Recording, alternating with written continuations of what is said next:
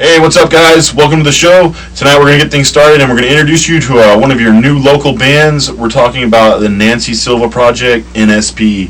We're here with the guys, Jesse, Rick, and Nancy herself. How's it going? Good. Good. Let's get things started. Tell us a little bit about yourselves. For the guys, people out there who haven't seen y'all yet, y'all are relatively new on the scene. Where have y'all come from? You know, what brought y'all to this point here? First of all, we're from San Antonio. We're all from San Antonio. We've been together about, I don't know, Nance, how long have we been together? I guess a little over a year, maybe. Yeah, a little bit over a year. Like I said, we've only had 3 gigs so far. We spent most of that year recording. We're writing material and recording.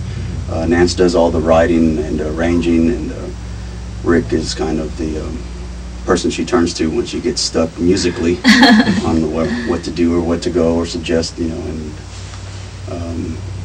that's pretty much what we've been doing, and we're just really starting to get out there, and hopefully we get some people to come out to our shows. Were y'all in other bands prior to this year? We had a band before this one, I guess a couple of years ago, called Indica.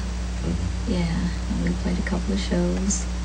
Yeah, we all kind of come from different local bands. Yeah. Nance and Rick played together in a band a while back. And like Nance said, we formerly were all, it was the same 3, and we were known as Indica, and we played for a little bit, and we lost contact for a while. Yeah, we lost contact for a little bit, but then we decided to go ahead and start it back up, and it just felt... Actually, we started jamming like about 5 or 6 years ago. Yeah. About 5 years ago, and then we lost contact for about a year. Yeah, and then we hooked up again about a year and a half ago. Yeah. And we started over. Yeah, it's all new material. Kind of the Indica thing. She's doing most of the writing now. Oh, that's good. Yeah, that's really cool, man. Because it's Yeah, like before I know. Yeah, I was gonna say, is that new for you to do? Yeah, it's new. Yeah, Yeah. because before everybody else used to do the writing, I just... It's like she erupted, boom. Yeah, and all of a creative sudden- spark, huh? Yeah. Do you feel like this version of y'all is a lot better than, I guess, the previous incarnation? Yeah, I definitely think so. I think we've all have improved, and I guess our biggest thing is we're wanting to put out good songs, complete songs, just improve overall as a band and write, good songs, that have, they're good, solid, have good hooks, and that people enjoy. So yeah, I definitely think we've improved. I think the chemistry too is a lot tighter. We get along better now. We could probably almost like read each other. Yeah, Well, that's important. Yeah, her riffs. Sometimes I know more or less what she's looking for. Yeah. When she's writing a riff, and Not that we didn't get along. Describe y'all's music to the people who haven't seen y'all. How would y'all describe yourselves? It's all about Nancy. I would say it's pop rock with a heavy edge. Yeah, we too low. Yeah, we tune pretty low. Give it a heavy edge. And that's the cool thing that we tune low. We got that heavy edge, but with a real melodic voice. She's got a very melodic voice, and it gives it a pretty cool combination. You do have a little five song EP demo. Where did y'all record that at? We recorded it at Studio M with the Morales brothers. Ron pretty much handled all the engineering part of it. We've worked with him before. We had done was it 5 songs also? Another 5-song little when we were Indica. Indica, and we were happy there, and we're comfortable there. That's we're always looking to record more. That's the big thing, is that we do like to record, but it gets expensive. I It understand. gets expensive. So y'all do have more songs out there, obviously, than what y'all have. Yeah, on the definitely. scene. Yeah. We actually have quite a bit of songs. Almost every time I come here, she's playing a riff, something and I'm trying to haul ass and get my, my gear on, so I can follow. Yeah. Yeah, I have a lot of ideas. Or will y'all be looking to record again at Studio M if y'all to finish? Are y'all planning on making, I guess, a full length release? Yeah. We'd like to, I guess like every band out there would definitely like to get some kind of support, from an indie label or any kind of, any Yeah. kind of interest from anybody would definitely help out. And we're comfortable recording there at Studio M. And, I mean, if we have the opportunity to go back there, yeah, sure. If we have an opportunity to go somewhere else that we feel, comfortable, we're not necessarily set, that's the place, that we have to do it, but we're always up for recording. I know, like, sometimes Sam Ash and Alamo Music are doing some of that. Have they inquired to you, or have you looked to them? Yeah, actually, we're sponsored by Alamo Music. Okay, that's what I was going to get at. Yeah, we are sponsored by Alamo Music. Fabian is the guy over there that takes care of the band. In the near future, y'all be playing a lot more shows? Y'all looking to push a lot harder? Really looking forward to our August gig. We're going to be playing Whiskey A Go Go in Really? West Hollywood, California. That'll be fun. Heck Yeah, we're really looking forward to that. We feel real fortunate to get that gig.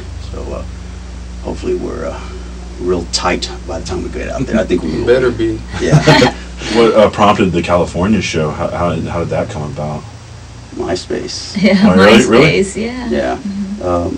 The guy actually, one of the, is he the assistant booking agent there for Whiskey A Go Go? He stumbled across the page and just really liked the page, and liked the music and, made the, He made a comment. I made wrote a back, comment, an "That's our opportunity, show." and we're like, Oh, yeah. hell yeah. Yeah. Nancy jumped on it right away. Oh, Yeah. yeah. I would agree. Yeah, so yeah, we seized that opportunity, and he's been, Tone is his name out there at Whiskey A Go Go, and he's been a real big help, and we're excited, they're excited. I think it's like a girls' show or something that they're gonna have. It's like a girls' rock night or something. So we're gonna play there on a Saturday night. Yeah, they moved it to a weekend and Yeah, gave us awesome. 11 o'clock slot. Mm-hmm. That's a good slot. Yeah, so they were excited. We're excited about that. If people want to find out more about y'all, y'all did mention MySpace. What's y'all's MySpace page? It's myspace.com, Nancy Silva Project. Awesome. Well, guys, we'd like to thank y'all for y'all's time here in you. y'all's practice room, which is pretty sweet, I must admit. Thank you. The practice rooms.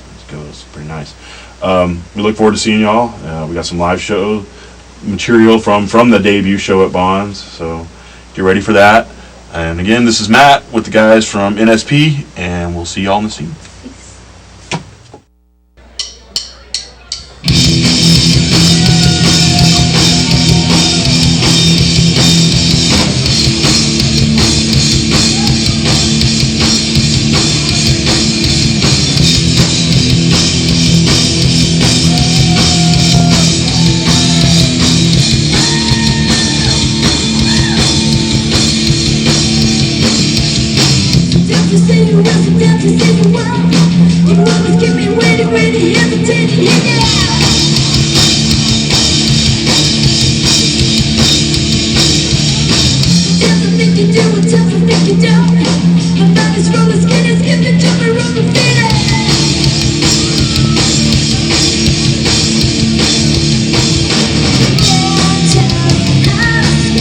Why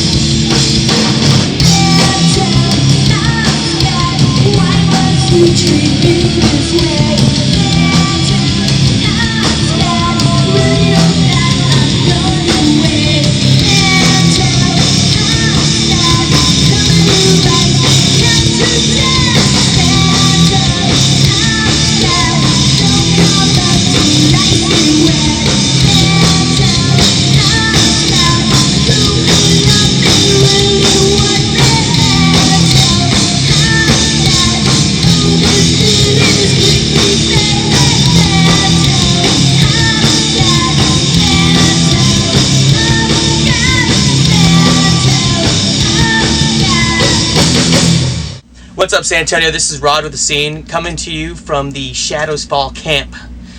This is Brian Fair, singer. How's it going? Jason Bittner, drums. In case you don't know this, I'm just letting you guys know.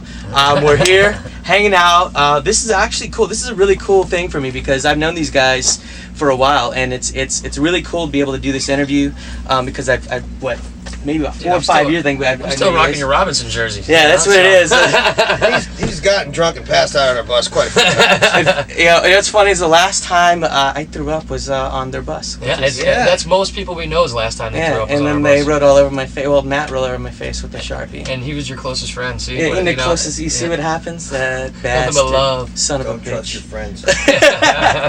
So Threads of Life, man, first major release. How does it feel? We're psyched to finally have it out. We really spent almost all of 2006 writing, rewriting, demoing, and then spent 2 months in the studio in October, November. So it's just great to finally have it like in hand, know that it's out there. And the new songs have been going over great live. We're playing them on this tour, and that's always fun for us too to put some fresh blood into the set list. So Always. We're stoked. Is it cool to have like a really mixed set? Like, I mean, I'm sure you guys are gonna do something from Of One Blood. We try to mix it all up. That was, especially for the Jaeger tour, was tougher though because we got 35 minutes. We only got so much time, so we can only play some. Since we have a penchant for not writing short songs. But in the headlining sets, we get to mix it up even more, and really go a little deeper. Busting out, stepping outside the circle for the first time in a few years, and as well as playing a bunch of new stuff. So, hell yeah, gotta keep it exciting. Some older War Within favorites and such. War Within, that's right, and such. So it's really, I mean, I have to say, like, I remember you guys. I remember the talks about going from the label that you're at before to the label you're at now, and all of. I mean, how does that make you feel as far as like? Is it has a whole new world opened up, or is it just kind of the same old thing but just on a maybe bigger budget? It's really the same day-to-day kind of operation, but with a little more resources and a few doors that can get kicked open that we probably couldn't have before. But the reason we went with Atlantic is one of the guys we signed with we've known for years, like in New York, and then we met the other guy over the last few years who's been coming out to shows for a while. So we became friends with him first. And knew that they were like in it for the long haul too, like flying to see us in the middle of nowhere, staying up and passing out on our bus and throwing up, knowing that they could hang, and they actually understood what we were all about. Made it that easy because that's how we started with Century Media too. We were friends with a few of the dudes, started talking about maybe working together, and then it led there. There was already that trust and understanding. So it's really felt very similar, except instead of maybe doing a day of press where it's some smaller, like publications, every now and then you get that one crazy one, you're like, how the hell did we get here? And they're like, Atlantic Records. But still, no going back to the passing out and getting drunk on the bus thing. Note the common thread here. Yes, no pun exactly. intended. Common thread. Wow, that was good. You guys getting to sit down and kind of map out what you're going to do in the recording studio. I mean, how much of a help was that to you? I mean, instead of like, I guess before, maybe you guys, I don't know how the process was. Maybe it was like, okay, that's good, let's do it. A lot more rushed, we would usually get off the road and be like, all right, we got a few weeks to get our shit together, and then we got to go right in the studio. And then if we don't finish by this day, too bad, because we're already booked, to go back on tour 2 weeks after. So this time we cleared the whole year pretty much. We went out for 4.5 weeks in the summer, and that was honestly more to take a break from the writing process, listen to what we had, go out, remind people we still existed, and then come back with fresh ears, which worked out kind of great that way. We didn't get sick of the songs, sitting in the practice space all summer. We were like, you know what, let's take a minute. We'll listen to these demos. We got we were bouncing ideas off, making sure we were pretty confident. Then when we got home from that, we started really focusing in on all right, we have the core of this album. And that's something we've never been able to do before, and that was huge. And plus just the fact that we had just come off the road, our chops were up to go into the studio. Not that they wouldn't have been, but we had been playing night after night after night. We were a lot more prepared to go in and play 10-hour days in the studio. Yeah, exactly, definitely. And you're just tight as a band, just from playing together that whole summer, and led right into it and kind of carried that energy over. So I saw you guys went with Zeus on one facet of it. Yeah, he was mixing it, Well, it was great because Nick Raskulinix, who we had produced the record, had been talking to us for a few years, and we really were interested in working with him. You know, he'd worked with some great rock bands like, you know, Foo Fighters and Velvet Revolver and things like that, but he'd also worked with, you know, heavier bands like Fireball Ministry, and he used to play metal when he was younger. So like, this guy's got every angle we need, and a fresh set of ears, who doesn't know our doesn't have any sort of preconceived notions of what we can and can't do. Sure.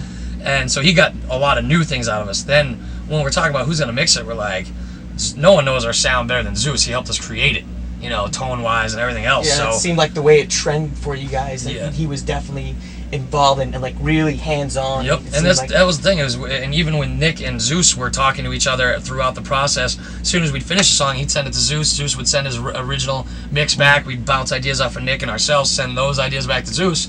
So it was like a total, you know, just communal kind of way to do it, and it was perfect. We had the best of both worlds, the new ears and then the people who know us the best. I know you guys do some harmonies. Yeah, me and Matt. Yeah, Matt actually sang even some of the main parts, like, you know, the chorus and Redemption. I wrote, but we just we're like, his voice is gonna have such a better texture for it. So we're like, hey, whoever sounds better gets it, you know. And that happened with a lot of his parts. I may have actually wrote the melodies, but you knew right away. You're like, it's gonna be such a nice contrast to mix it up. And a lot of times I would have him harmonize with my voice in the past. This time I would sing the harmonies with my voice, and he'd sing the harmonies with his voice, and it had this whole different sound. Occasionally even slipping in a third harmony with him singing with two of mine, you know.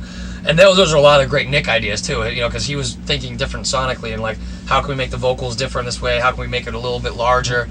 And how do we use all our resources? You know, you're like, you got this kid who can sing everything from brutal death metal to, you know, friggin', you know, King Diamond screams, which baffles me. Yeah, so you know, and he can do it all. Coming from a guy that tries to do that, you either have it or you don't. I guess I don't fucking know. It's just one of those things. But Yep. But it was great, and myself, I definitely wanted to try some new stuff. It seems like right now there's so many people who are just, you know, screaming straight through every song, and it's kind of lost that real intensity because it's become normal, you know, to hear that now. So for me, it was about finding those peaks that demanded that impact to make those screams have that much more force and stand out, you know. Because if it's a big open rock riff for the chorus, you can't scream over that. It makes no sense, you know, to me. So it was about finding those perfect moments to really, you know, bring out the song with the vocals, not just adding something. Be like, all right, I haven't screamed enough in the song. Right, I need to have add to it do in, it. right. You know, and I was like, you know what? I don't have to do anything. My record. do you ever sit back and go like, everything I've got, I can play, and you know, I've always wanted, you know, as far as like the symbols and nope. You want more? I sit back and go, where can I fit something else in? We're all going, that's not gonna fit in the trailer. if I don't hit it, it's not up there. I could do with less stuff that I have up there, but I'll steal a line from Mike Portnoy from Dream Theater. Two things you can tell about my drum set. Number one, I don't pay for it. Number two, I don't have to set it up. If I had to set it up, right, Hammer? If I had to set it up, it would be probably back down to Art of Balance size. Yeah, you'd have the Stray Cats kit a lot out more there, compact. You know, what does this album mean to you? Period. What does it mean as far as like, I'm talking about lyrics, I'm talking about music, everything all together. The next step in the progression of this band. Yeah. To me, it's the closest to the sound we always kind of envisioned and talked about, like, you know, finally getting it on tape. And we're never going to be all the way there. That's what you hope. Each record's a step closer and closer and closer.